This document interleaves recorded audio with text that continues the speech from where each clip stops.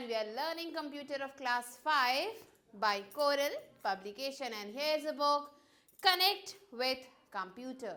Let's start with chapter number 1, which is History of Computers. And here in this chapter, before starting this, let's move on to chapter Connect. Here you have to match the pictures given in column A with their latest type in column B. So यहाँ पे आपको दो columns दिख रहे हैं, column A और column B. आपको क्या करना है, इन्हें मैच करना है उनके लेटेस्ट वर्जन के साथ. सो फर्स्ट पिक्चर आप देख सकते हो, यहाँ पे एक कार है जो ओल्ड मॉडल है और इसका एक न्यू मॉडल आपको यहाँ पे 3rd नंबर पे दिख रहा है. सो हम ए को 3 से मैच करेंगे. Similarly you have to match rest of the pictures. Let's move on to the chapter. As we already know, our computer is a great machine. जैसा कि हम जानते हैं कि कंप्यूटर क्या है, ये एक ग्रेट मशीन है. It has evolved a lot for the last couple of decades. ये जो है काफ़ी ज़्यादा आगे बढ़ चुका है. इसके बहुत सारे वेरिएशंस आ चुके हैं कुछ couple of decades में. In earlier days, a computer was a big machine that required space like a complete room. सो पहले क्या होता था, ये जो कंप्यूटर है ये एक बड़ा सा मशीन हुआ करता था और ये कितनी जगह लेता था, पूरे एक रूम जितनी बड़ी जगह लेता था. But with the ever changing technological world, a computer has been reduce from a bulky machine to as small as that of a notebook. So पहले से अब काफ़ी ज़्यादा वेरिएशन आ गया कंप्यूटर में. जैसे जैसे टेक्नोलॉजी चेंज हो रही है, ये जो है एक बड़े से बल्कि मशीन से ये ट्रांसफॉर्म होके एक नोटबुक के शेप में आ चुका है. मीन्स इतना छोटा हो चुका है. Next let's learn about the eras of computer. Computers were invented as a result of man's search for fast, accurate and reliable calculating devices.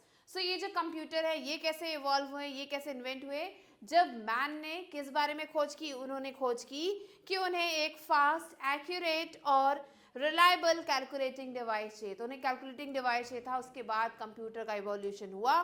The evolution of computers is defined in terms of various eras. So ये जो evolution है computer का, इसे अलग अलग eras में जो है हम डिवाइड करते हैं. Let us take a look at them. तो चलिए देखते हैं कौन कौन से एराज हैं. तो फर्स्ट आता है manual era. In earlier times the device used for performing mathematical calculations is called abacus. So पहले क्या होता था, पहले के टाइम में एक डिवाइस यूज की जाती थी मैथमेटिकल कैलकुलेशंस के लिए, उसे हम अबैकस कहते थे. And the full form is abacus stands for abundant beads addition and calculation utility system. So ये है इसका पूरा full form. This device allows the user to represent numbers by the position of beads on a rack. ये device क्या करती थी, लोगों को अलाउ करती थी इसे यूज करने में. इसमें बहुत सारे बीट्स लगे होते थे, रैक बने होते थे, उसमें बीट्स लगे होते थे. तो उन बीट्स को काउंट करके जो है लोगों ने क्या किया, काउंटिंग सीखी. Simple addition and subtraction can be carried out rapidly by the positioning of beads on the rack. So यहाँ पे जो लोग थे उनके लिए काफ़ी आसान हो चुका था एडिशन और सब्ट्रैक्शन करना अबैकस की मदद से. वो छोटे मोटे सिंपल कैलकुलेशंस को, चाहे वो एडिशन को चाहे सब्ट्रैक्शन का हो, उसे वो बहुत ही अच्छे से तेज़ी से बीट्स की पोजीशन को चेंज करके रैक पे वो आसानी से कैलकुलेशंस कर पाते थे. फिर बारी आई मैकेनिकल एरा की. The first mechanical calculator was developed by Wilhelm Schickard. Blaise Pascal, a great mathematician, developed another mechanical adding machine called Pascaline, which could add and subtract numbers. So यहाँ पे आया मैकेनिकल एरा, जहाँ पे जो first mechanical calculator था उसे develop किया था विलियम शिकार्ड ने. और ब्लेस पास्कल जो थे वो एक बहुत ही ग्रेट मैथमेटिशियन थे. उन्होंने एक और मैकेनिकल एडिंग मशीन बनाई जिसका नाम था पास्कलाइन, जिसमें क्या कर सकते थे, हम ऐड और सब्ट्रैक्ट कर सकते थे नंबर्स को. Let's move on to cyber tidbits. During the mechanical era Charles Babbage invented the analytical engine. So जब ये मैकेनिकल एरा चल रहा था तो उस समय जो चार्ल्स बैबेज थे उन्होंने इन्वेंट किया था analytical engine which was programmable and had many features of modern computers. ये एक ऐसी मशीन उन्होंने बनाई थी जिसे प्रोग्राम कर सकते थे हम, और इसमें मॉडर्न कंप्यूटर के बहुत सारे फीचर्स थे। Augusta Lovelace became the first programmer in the world. So यहाँ पे अगला जो प्रोग्रामर है वो है ऑगस्टा लवलेस। वो क्या थी? वो थी पहली कंप्यूटर प्रोग्रामर पूरी दुनिया में। नेक्स्ट केम इलेक्ट्रिक एरा। फिर बारी आई इलेक्ट्रिक एरा की। द यूनिवर्सल ऑटोमेटिक कंप्यूटर, जिसे हम यूनियाक कहते हैं, was the first commercial large-scale digital computer produced in 1951. So 1951 में पहला डिजिटल कंप्यूटर बना जो है लार्ज स्केल पे जो है काम कर सकता था, और इसका नाम था ENIAC. During the period of late 1940s, 1940s के टाइम पे क्या हुआ, and 1950s many other stored program computers were developed. So इस पीरियड के दौरान 1940 से लेके 1950 तक बहुत सारे जो है कंप्यूटर्स को डेवलप किया गया था, प्रोग्राम्स को डेवलप किया गया था। Next let's learn about the generations of computers. So generation in computer era provides a framework for the growth of computer industry. So जो जनरेशन है कंप्यूटर एरा का, उसमें वो क्या करता है, हमें प्रोवाइड करता है, एक फ्रेमवर्क प्रोवाइड करता है जिसमें कंप्यूटर इंडस्ट्री जो है काफ़ी ज़्यादा ग्रो कर रही थी। The technological development in computers and technology can be divided into 5 generations. So ये जो टेक्नोलॉजिकल डेवलपमेंट था कंप्यूटर्स में या फिर टेक्नोलॉजी में, इन्हें हम 5 जनरेशंस में डिवाइड कर सकते हैं, which are distinguished by the basic electronic component used within the computer, जिससे हम डिस्टिंग्विश करते हैं अलग अलग बेसिक इलेक्ट्रॉनिक कंपोनेंट्स के अकॉर्डिंग, जिसे हम यूज़ करते हैं कंप्यूटर में। तो चलिए आते हैं हम फर्स्ट जनरेशन पे, विच स्टार्टेड फ्रॉम 1940 टू 1956। तो ये था फर्स्ट जनरेशन कंप्यूटर का। The computers of this generation used vacuum tubes as the basic component for memory and circuitry for central processing unit. So इस जनरेशन के जो computers थे ये क्या करते थे, वैक्यूम ट्यूब्स को यूज़ कर रहे थे। बेसिक मेमोरी के फॉर्म में बेसिक कंपोनेंट था इनकी मेमोरी और सर्किट का ये, एंड ये as a central processing unit work करता था। These tubes produce a lot of heat and were prone to frequent damage. So ये जो ट्यूब्स थे ये जो है काफ़ी ज़्यादा गर्म हो जाया करते थे और इसकी वजह से ये जल्दी ख़राब हो जाते थे। Therefore, they were very expensive and could be afforded only by very large organizations. और ये जो वैक्यूम ट्यूब्स थे ये काफ़ी ज़्यादा एक्सपेंसिव थे, महंगे थे, और जो बड़े बड़े ऑर्गेनाइजेशंस थे ना वही इन्हें सिर्फ अफोर्ड कर पाते थे। तो ये आम लोगों के लिए काफ़ी ज़्यादा मुश्किल था इसे रखना। Machine code was used as the programming language in these computers. इन कंप्यूटर्स में मशीन कोड को यूज़ किया जा रहा था एज प्रोग्रामिंग लैंग्वेज। नेक्स्ट आता है सेकेंड जनरेशन जो स्टार्ट हुआ था 1956 से 1963 तक। These computers used semiconductor transistors instead of vacuum tubes. तो वैक्यूम ट्यूब्स को रिप्लेस कर दिया था यहाँ पे सेमीकंडक्टर ट्रांजिस्टर्स ने। The computers of this generation used transistors which were cheaper, consumed less power, more compact in size, more reliable and faster than the vacuum tubes. इस generation के जो कंप्यूटर्स थे उनमें बहुत सारी खूबियाँ थी। वो चीप थे, मीन सस्ते थे। कंज्यूम्ड लेस पावर, वो कम बिजली कंज्यूम करते थे या कम पावर कंज्यूम करते थे। ज़्यादा कॉम्पैक्ट थे साइज में और ज़्यादा रिलायबल थे, आप उन पे विश्वास कर सकते थे, और वो बहुत ज़्यादा फास्ट थे अगर हम उन्हें कंपेयर करें वैक्यूम ट्यूब से। In this generation of computers, high-level programming languages such as Fortran and COBOL were used. So इस जनरेशन में हाई लेवल जो प्रोग्रामिंग लैंग्वेजेस थे उन्हें यूज किया जा रहा था और 2 के नेम यहाँ पे दिए गए हैं.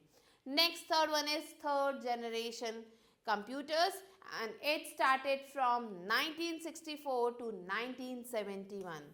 The third generation computers used integrated circuits.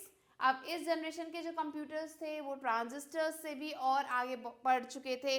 वो जो है इंटीग्रेटेड सर्किट्स यूज कर रहे थे, मींस जिन्हें हम आईसीज कहते हैं एज द मेन टेक्नोलॉजी. तो मेन टेक्नोलॉजी के रूप में ये आईसीज यूज कर रहे थे. Keyboards were used as an input device. यहाँ पे जो है कीबोर्ड्स को यूज किया जा रहा था as input device. And monitors and printers were used as output devices. और मॉनिटर्स और प्रिंटर्स को भी यूज किए जाने लगा था as output devices. These computers were small in size, had huge storage capacity and more reliable than previous generation of computers. ये जो कंप्यूटर्स थे इस जनरेशन के वो छोटे थे साइज में, इनकी स्टोरेज कैपेसिटी ज़्यादा थी और ये और भी ज़्यादा रिलायबल थे प्रीवियस जनरेशन की कंप्यूटर से अगर कंपेयर किया जाए. नेक्स्ट आता है फोर्थ जनरेशन कंप्यूटर जो 1972 से स्टार्ट हुआ था. Now the manufacturing of integrated circuits have become so advanced that hundreds or thousands of components could be incorporated in a volume of a fraction of inch, leading to the development of very large scale integration circuits. So इस समय क्या हुआ था, जो manufacturing था, ये जो integrated circuits use किए जा रहे थे, इनका जो मैन्युफैक्चरिंग था वो बहुत ज़्यादा बढ़ चुका था. इतने ज़्यादा एडवांस लेवल पे चला गया था कि हंड्रेड्स और थाउजेंड्स ऑफ कंपोनेंट्स उससे रिलेटेड बन जा रहे थे. और ये जो वॉल्यूम था इस फ्रैक्शन का वो इंक्रीज हो रहा था. एंड इसके बाद डेवलप हुआ very large scale integration circuits. So इस इंटीग्रेटेड सर्किट को रिप्लेस किया very large scale integrated circuits ने, जिन्हें हम VLSI सर्किट्स कहते हैं. Fourth generation computers were very cheap. इस समय के जो कंप्यूटर्स थे वो और भी ज़्यादा सस्ते हो चुके थे. वेरी स्मॉल इन साइज, और भी ज़्यादा छोटे हो चुके थे साइज में. Portable and reliable. ये पोर्टेबल थे, आप इन्हें जो है आराम से कहीं भी रख सकते थे, कहीं भी ले जा सकते थे. And as a result it gave rise to personal computer, जिसे हम PC रेवोल्यूशन भी कहते हैं. सो इस समय क्या हुआ था, जो PCs थे उनका राइज हो चुका था, ये इन्वेंट हो चुके थे और PC रेवोल्यूशन स्टार्ट हो चुका था. Let's move on to cyber tidbits and integrated circuit, जिसे हम IC कहते हैं, which incorporates core functions of a computer central processing unit CPU is called a microprocessor. So ये जो इंटीग्रेटेड सर्किट है, जो क्या होता है, जो एक पार्ट होता है सेंट्रल प्रोसेसिंग यूनिट का, ये जो है माइक्रो प्रोसेसर कहलाया जाता है. The first micro processor Intel 4004 was designed by Intel Corporation engineer Ted Hoff in 1971. सो जो पहला माइक्रो प्रोसेसर था वो था Intel 4004 और इसे डिज़ाइन किया था Intel कॉरपोरेशन ने, और उनके जो इंजीनियर थे टेड हॉफ, उन्होंने 1971 में इसे डिज़ाइन किया था. Let's move on to the fifth generation of computer. So ये स्टार्ट हुआ था present and beyond, means अभी स्टार्ट हुआ है और आगे तक यही चलता रहेगा. The fifth generation machines are based on artificial intelligence software with genuine IQ, that is intelligence quotient. So ये जो फिफ्थ जनरेशन के मशीन्स हैं ये AI बेस्ड हैं, ये आर्टिफिशियल इंटेलिजेंस सॉफ्टवेयर यहाँ पे है, जो क्या होते हैं, जो जेन्युइन IQ बेस्ड होते हैं. IQ means intelligence quotient. This provides the ability to reason logically and with real knowledge.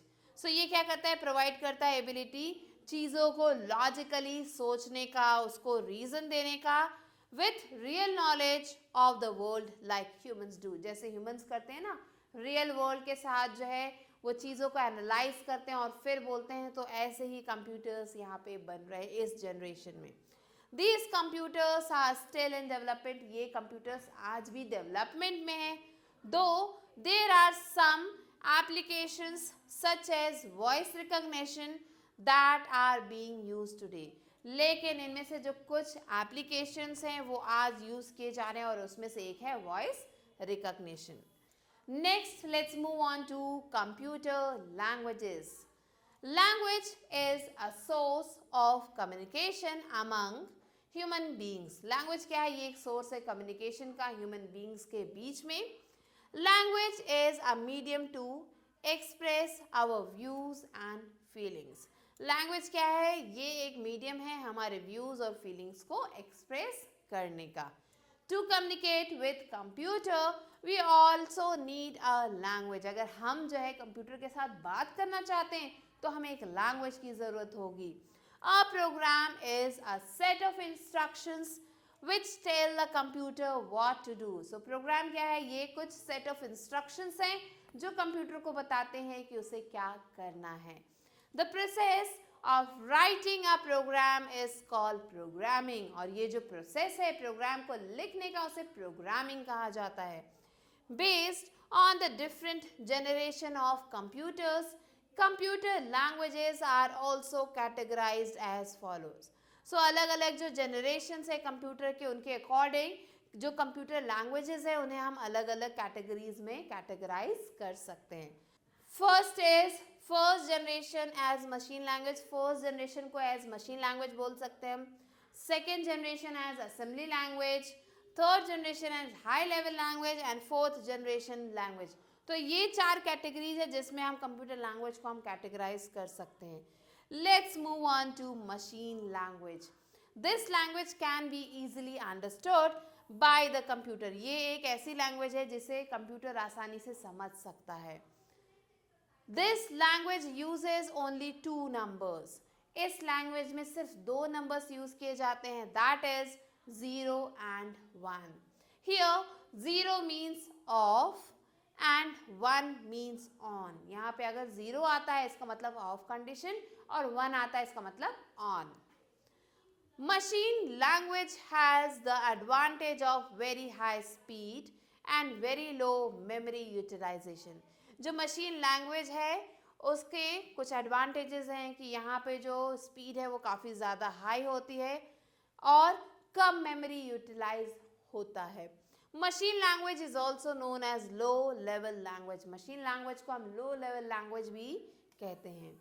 The main drawback of machine language is that it is machine dependent. जो मेन ड्रॉबैक है machine language का वो ये है कि ये machine dependent है. Which means a program written on one machine cannot be executed on another machine. इसका मतलब अगर कोई भी प्रोग्राम हमने एक मशीन में लिख दिया है तो उसे हम दूसरे मशीन में एग्जीक्यूट नहीं कर सकते. Thus, for every machine, new program has to be written. इसलिए जितनी भी मशीन है उनके लिए नया प्रोग्राम लिखना पड़ता है. Next comes assembly language. In this language, mnemonic codes और symbols are used. इस लैंग्वेज में mnemonic codes या फिर symbols को यूज किया जाता है. It is easier to work with assembly language. ये काफ़ी ज़्यादा आसान है इसके साथ काम करना. As computer can understand only machine language, assembly language needs to be converted into machine language. क्योंकि कंप्यूटर सिर्फ और सिर्फ मशीन लैंग्वेज समझ सकता है तो हमें क्या करना होता है असेंबली लैंग्वेज को मशीन लैंग्वेज में कन्वर्ट करना होता है. For this purpose we use assembler. और इस पर्पस के लिए हम असेंबलर यूज करते हैं to convert the assembly language into machine language. जिससे जो है असेंबली लैंग्वेज को मशीन लैंग्वेज में कन्वर्ट कर दिया जाता है. Programming in assembly language is quite time consuming. जो प्रोग्रामिंग है इस असेंबली लैंग्वेज में वो काफ़ी ज़्यादा टाइम लेती है. This is also regarded as low level language. और इसे low level language के रूप में भी जाना जाता है. Next आता है high level language जिसे हम HLL कहते हैं. High level language is simple and user friendly. ये जो high level language है ये काफ़ी ज़्यादा simple है और user friendly है. It is similar to English language. ये एकदम English language जैसी है. However, a computer cannot understand the HLL. लेकिन जो कंप्यूटर है HLL means high level language को नहीं समझ सकता. Thus, programs need to be translated into machine language. इसलिए जो भी प्रोग्राम्स है उन्हें मशीन लैंग्वेज में ट्रांसलेट किया जाता है. In zeros and ones, there are two types of translator programs. दो तरीके के ट्रांसलेटर प्रोग्राम्स है. पहला है इंटरप्रेटर और दूसरा है compiler. Let's learn about interpreter. It translates the HLL means high level language program into machine code line by line. ये क्या करता है, जो हाई लेवल लैंग्वेज है उसे लाइन बाय लाइन ये कन्वर्ट करता है, ट्रांसलेट करता है मशीन लैंग्वेज में. Interpreter programs are preferred for beginners and are slow in execution speed. ये जो प्रोग्राम है ये बिगिनर्स के लिए अच्छा है और इनकी जो स्पीड है, एग्जीक्यूशन स्पीड, वो काफ़ी ज़्यादा स्लो है. फिर आता है compiler.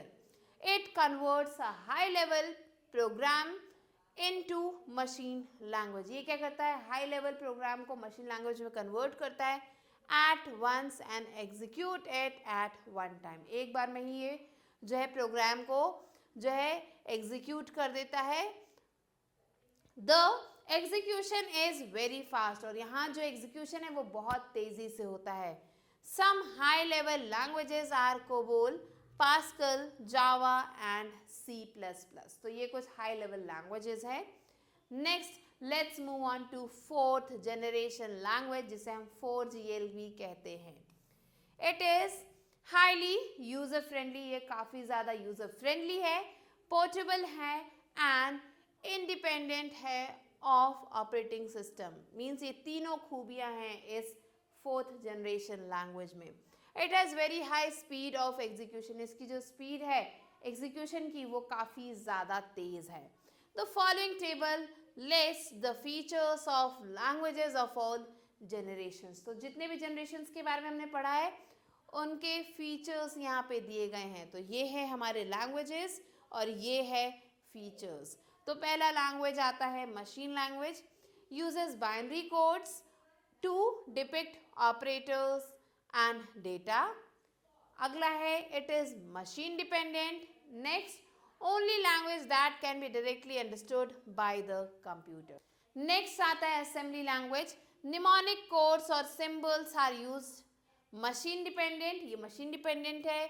Need translator while working means assembler. इसको translator की ज़रूरत होती है जब काम कर रहा होता है और जिसे हम assembler भी कहते हैं. Next comes high level language. Uses English words and mathematical operators. ये जो है English words और mathematical operators use करता है. Machine independent है and need language translator. और उसे जो है language translator की ज़रूरत होती है. Means interpreter या फिर compiler की ज़रूरत होती है. Next आता है 4GL जो कि machine independent है. Minimal user skills required to obtain result. So कम से कम user skill चाहिए obtain करने के लिए result को. Application development tool, ये एक application development tool भी है. Next, let's move on to fifth generation language which is 5GLS. So the 5GLs are designed to make the computer smarter. ये जो 5GLs है इन्हें बनाया गया है कंप्यूटर को और भी ज़्यादा स्मार्ट करने के लिए.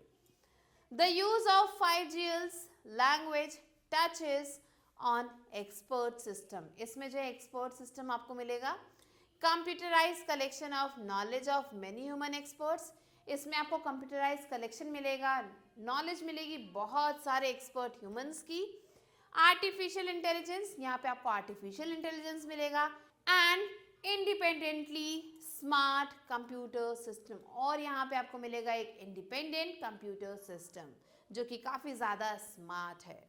Examples of 5GL are Prolog, OPS5 and Mercury. So ये कुछ एग्जाम्पल्स हैं फिफ्थ जनरेशन कंप्यूटर्स के.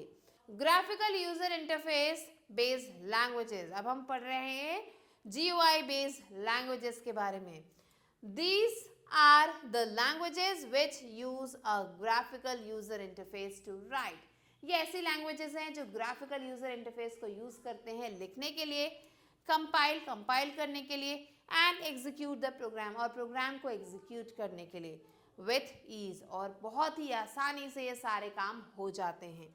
सम ऑफ देम आर, अब इनमें से कुछ हैं, visual basic, visual C++, C pronounced as C Sharp, Visual Basic .NET, Visual Basic 2005.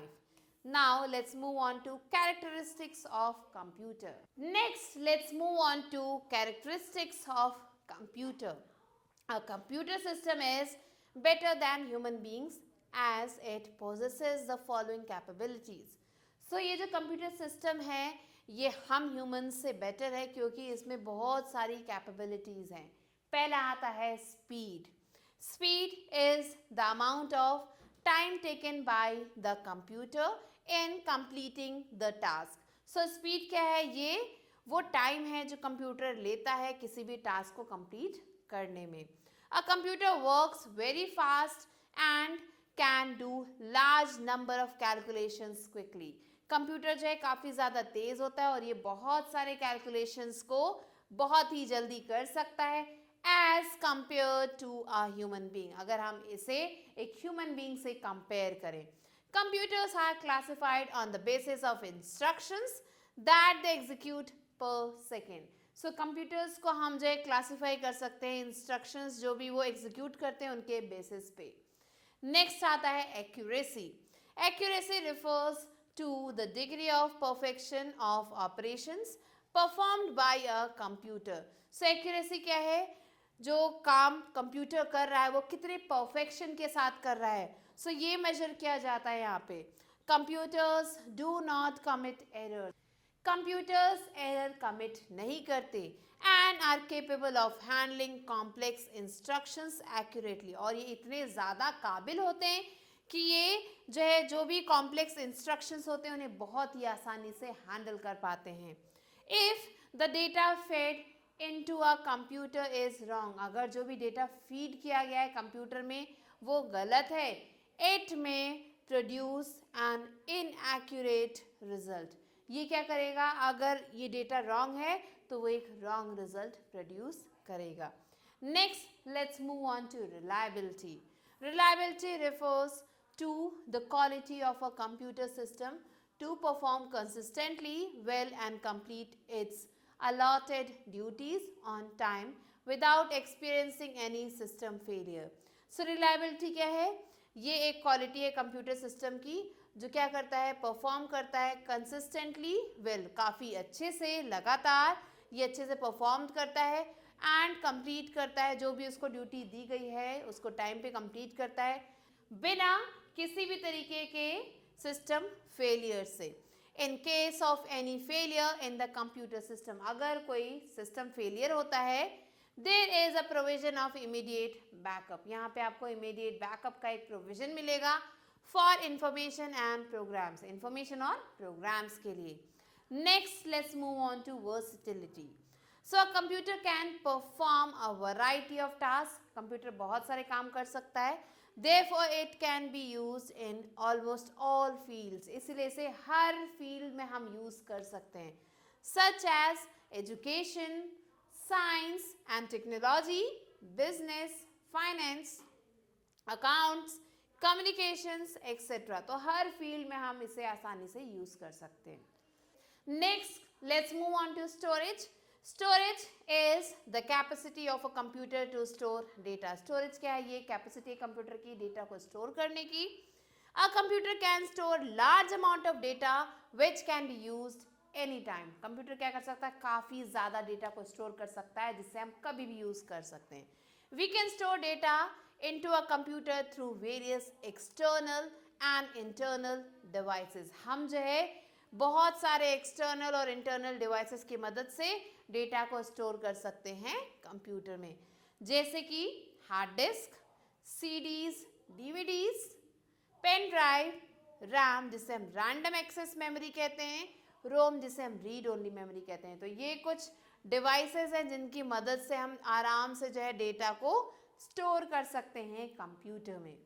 Hard disk can store the maximum amount of data. Hard disk क्या कर सकता है? काफी ज्यादा अमाउंट में डेटा को स्टोर करके रख सकता है. Among these devices, in devices के कंपैरिजन में, the maximum amount of data that can be stored depends on the device chosen by the user.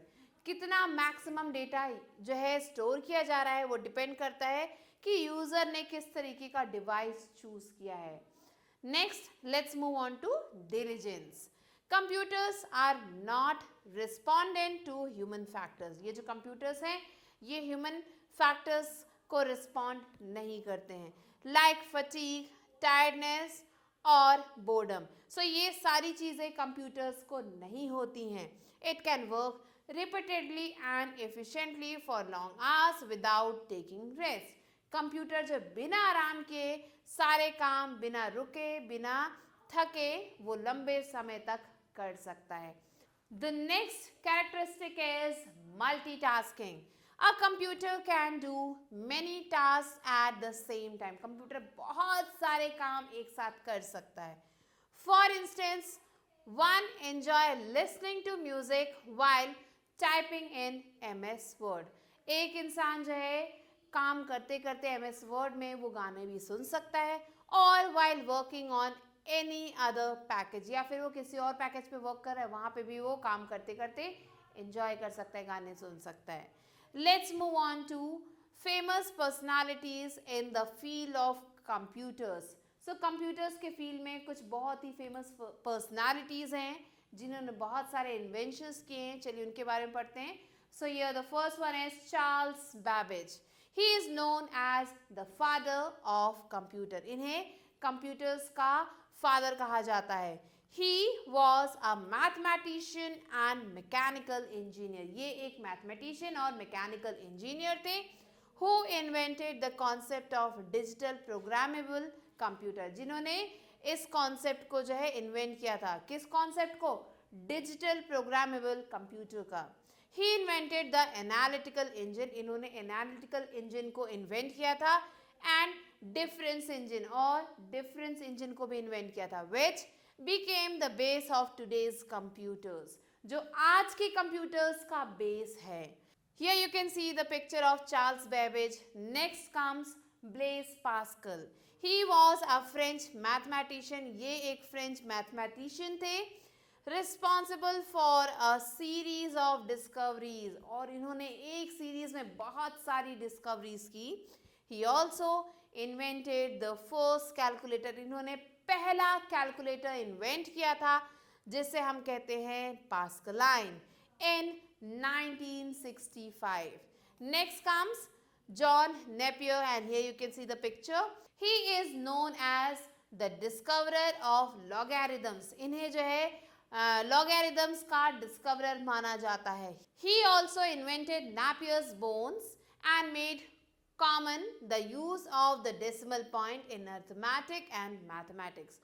So इन्होंने ही Napier's bone को इन्वेंट किया था, और इनकी वजह से ही जो डेसिमल आज हम यूज करते हैं मैथमेटिक्स में, अर्थमेटिक में, वो इनकी वजह से ही इन्वेंट हुआ था. Now let's move on to recap. With the ever changing technological world, a computer has been reduced from a bulky machine to as small as that of a notebook. The evolution of computers can be defined in terms of various eras: manual, mechanical, and electronic. The technological development in computers and technology can be divided into 5 generations. Fifth generation computers are the future of computers, which will use artificial intelligence to make the computers think like as humans do. A program is a set of instructions which tell the computer what to do. We need a computer language to communicate with the computers. The machine language uses only 2 numbers, that is 0 and 1. Machine language is also known as low-level language. Assembly language uses mnemonic codes or symbols. We use assembler to convert the assembly language into machine code. High-level language is simple and user-friendly. There are two types of translator programs, interpreter and compiler. A computer can perform a variety of tasks, therefore it can be used in almost all fields. Now let's move on to evaluate, and here A exercises. Take the correct answer. First one is, in which generation of computers transistors were used? First generation, second generation or third generation? The correct answer is second generation. Second one, who is the first programmer? Lady Ada Lovelace, Charles Babbage or John Napier? The correct answer is Lady Ada Lovelace. Third one, which language understands only 0 and 1? Low level language, high level language or assembly language? Correct answer is low level language. Now let's move on to B exercise, which is fill in the blanks. Next, let's move on to B exercise, which is fill in the blanks. Here the first one is, computers is the first calculating device used for performing mathematical calculations. Second, Charles Babbage is known as the father of computers. Third one, the first mechanical calculator was developed by Wilhelm Schicker. Fourth one, computers are non-respondent to emotional factors. And the fifth one is, the second generation computers used semiconductor transistors. Now let's move on to C exercise, which is write T for true and F for false statements. Here the first one is, a computer has been reduced from a bulky machine to as small as that of a notebook. Yes, true. Second one, analytical engine was invented by Charles Babbage. Yes, true again. Third one, a program is a set of instructions which tells the computer what to do. Yes, true. Fourth one is, assembly language uses compiler as translator. False. Fifth one, C++ comes under the low level language. False again. And the sixth one is, a computer cannot store large amount of data. This is again false. So these are the answers that you have to mark. Next, let's move on to D exercise, which is write the full forms of the following. So here some words are given. You have to write down their full forms. First one is abacus, and the full form is abundant beats addition and calculation utility system. Third one I have written, which is CPU, central processing unit. And the last one is PC, which is personal computers. So I have written few of the full forms. Rest of the questions you have to do yourself. With this, we have completed the chapter. I hope you enjoyed learning it. I'll be meeting you soon with a new video and a new chapter. Till then, stay tuned and thanks for watching.